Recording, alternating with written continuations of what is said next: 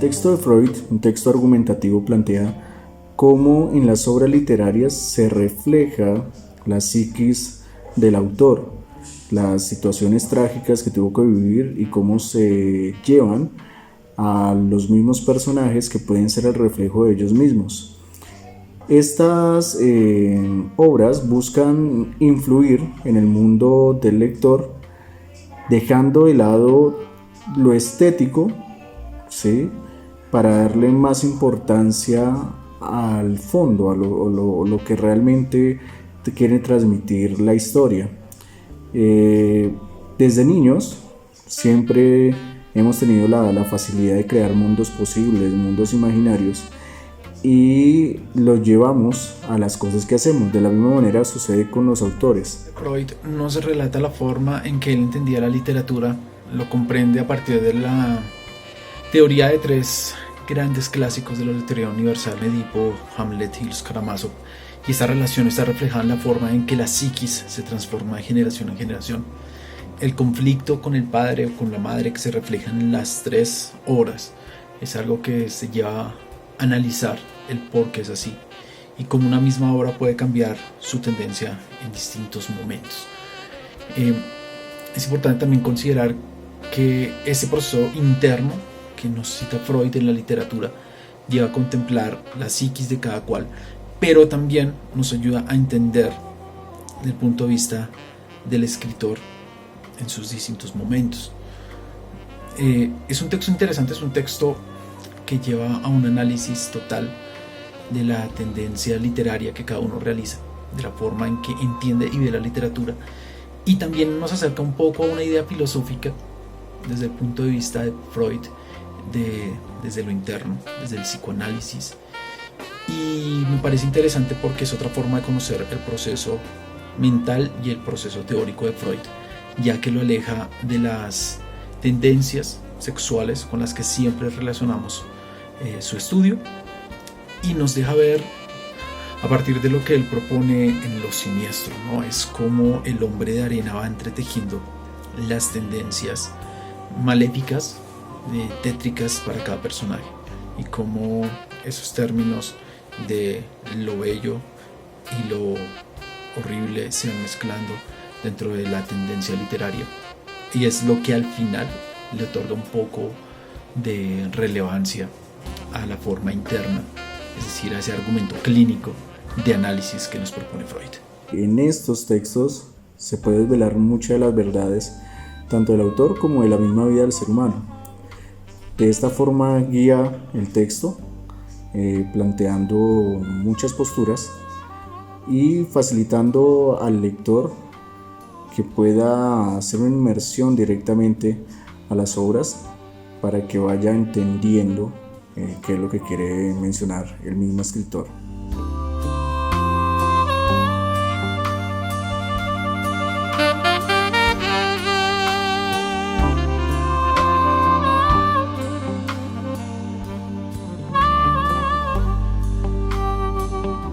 La obra de Montserrat Rivabals, de la importancia de Michel Foucault para el postestructuralismo y la crítica feminista en la investigación, nos deja entrever dos cosas. Uno, que el texto es un texto denso, un texto que se tiene que ver desde varias perspectivas y se tiene que analizar muy bien.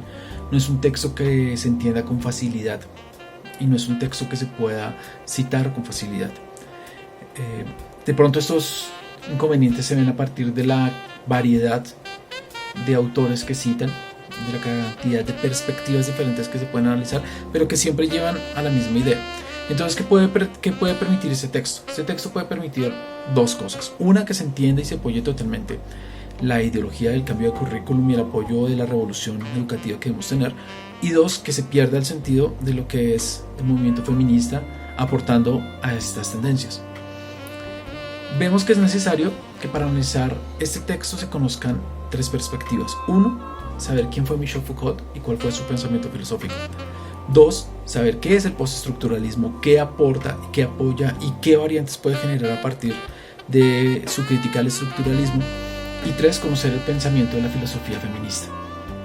Si no se tiene claridad ante esto, se pueden caer en el error de juzgar mal el texto y malinterpretarlo. Nosotros sabemos muy bien que al hablar de feminismo en esta época, al entender las tendencias literarias, siempre tendemos a utilizar términos peyorativos como el famoso feminazi. Esta obra puede ser malinterpretada si no hay un análisis concreto y si no hay una percepción total de lo que propone. El lenguaje, el uso de las citas, el uso de los conectores, conlleva que la persona se sienta un poco frustrada en el proceso de entenderlo, pero esto también genera una tendencia de análisis literario diferente, puesto que hay que tener un momento del proceso lector para hacerse unas preguntas básicas, y es si realmente estamos en la capacidad de entender estos textos, este tipo de textos. El hecho de ser un buen lector no genera ya el significado de que se va a entender todo el texto y cualquier tipo de texto. Esto es un texto argumentativo muy fuerte que critica las tendencias homogéneas en la educación, pero que también conlleva a tener un enfrentamiento contra las ideas de Foucault. Se da a entender que Foucault fue un feminista totalmente cuando él tuvo tendencias de cambios en todas las barreras educativas y en todas las barreras perspectivas de la filosofía que él entendía en su momento, y aún así lo llevaron a internarse y a recluirse del mundo. Entonces es importante analizar el papel de la mujer, analizar el papel de imperante también del hombre y cómo el feminismo busca esa igualdad, y a partir de ese texto cómo se empieza a ver un poquito de esa filosofía de cambio que nos está pidiendo el aporte educativo, nos está pidiendo que desde la educación se cambie la perspectiva de todos.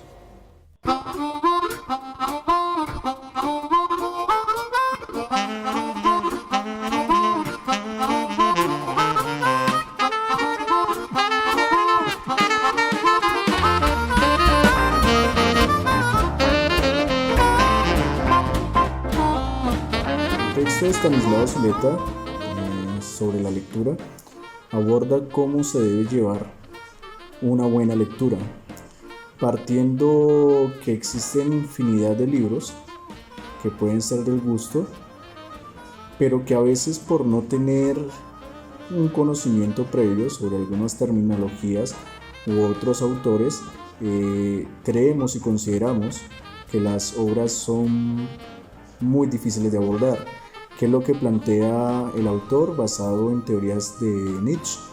Es que las obras, así no se tengan conocimientos previos, se deben abordar con una interpretación exhaustiva, ¿sí? Con una intención de leer, releer, sintetizar la información, buscar otras fuentes, y que sencillamente no se puede tener dominio de la misma si no se ha hecho la lectura más de una o dos veces. En el aula existen situaciones que como docentes a veces caemos en errores de obligar a los estudiantes a hacer lecturas simplemente por cumplir las obligaciones del currículo, y es aquí donde el placer de la lectura no se ve evidenciado. Los estudiantes deben aprender a pensar sobre lo que leen. No es simplemente llevar el hilo de la historia, no solamente entender qué fue lo que sucedió al final, lo que sucedió con los personajes, sino entender cuáles son esos códigos ocultos que existen dentro de los mismos textos.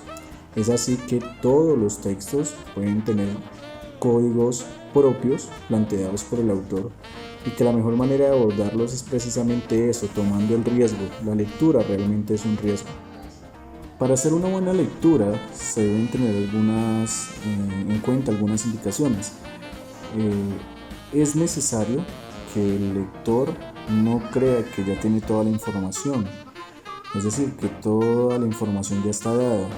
Debe tomar unas posturas de crítica, de admiración primero, de crítica y de creatividad al ver y al leer la obra.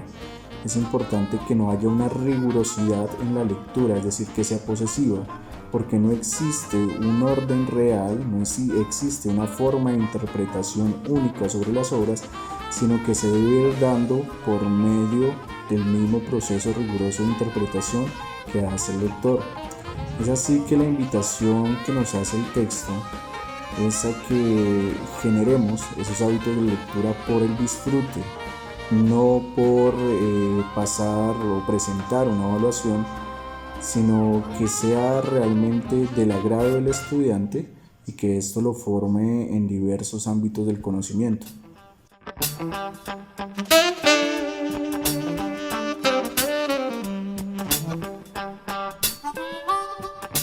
Bueno, Sartre nos propone algo dentro de su lectura, dentro de este extracto de su gran obra, y es que las cualidades del análisis literario que la persona debe hacer deben partir de 3 preguntas: ¿por qué se escribe? ¿Para qué se escribe? ¿Y para quién se escribe? Si nosotros resaltamos la importancia de estos interrogantes, vamos a analizar cómo la libertad del escritor le permite ser un reflejo de su propia época, pero a la vez lo lleva a adquirir un compromiso, y es el compromiso social. Freud menciona que la escritura debe ser una relación del mundo con el hombre y viceversa. Él dice que la poesía le roba esos valores estéticos al arte, de lo bello, de lo contemplativo, de narrar las cosas en la forma metafórica, pero que la literatura pura es una forma de decir las cosas como son y muestra en realidad las cosas concretas. En la poesía entonces nos va a dar algo abstracto, algo de lo bello, de lo narrativo, que se le puede dejar a una obra de arte, se le puede dejar a una obra de teatro, se le puede dejar a un cuadro, pero la literatura tiene que ser más centrada y un poco más visceral en el momento de narrar y de citar la perspectiva histórica de la gente. Si bien el texto de Sartre es muy pequeño, deja contemplar argumentos muy claros sobre el proceso lector, sobre el proceso escritor y sobre el proceso de análisis. En cualquier momento nosotros somos tanto escritor como lector. Presentamos las 2 perspectivas y esas perspectivas tienen que enriquecer el concepto estético de lo que es la literatura enfrentada con las demás artes. Habla cómo las artes tienen un fin social, ¿no? Pues dice que lo estético en las artes es importante, pero hacer arte por arte solamente mantiene a la gente alineada a la burguesía, lo nombrado. De allí que la literatura sea realmente un arte comprometido con dar ese significado y esa significatividad de sus obras a la gente. Si se muestra una casa pobre, tiene la facilidad de describir con cada uno de sus simbolismos estas situaciones de tal forma que genere una intencionalidad en la misma obra. También se habla que no basta con que el escritor haya escrito varias cosas, sino debe escribirlas de un determinado modo, ¿sí? Exponiendo su mundo. Esto muy relacionado con aquello de las vivencias propias y cómo llevarlas al arte. El escritor debe establecer realmente un pacto con el lector que busque modificar su forma de ver el mundo, ¿no? Es así como este texto argumentativo se desarrolla planteando estas posiciones e invitando de una u otra forma a que todas las obras que se realicen tengan ese significado para el lector o para el espectador.